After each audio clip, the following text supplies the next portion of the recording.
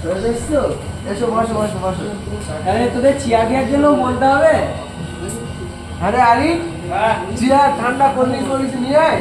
Good boy. আনা sir বসুন।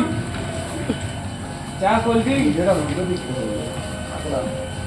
এই কাজটা এই কোনটা দাঁড়াচ্ছে না বলে হয়তো মালিক আছে না হয়েছে জানো তো চালু করতে হবে কেটে দেবো কাজটা দেখি।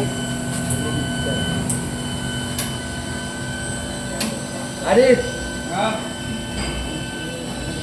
কোল্ড ড্রিঙ্ক চা আনিয়ে এসো।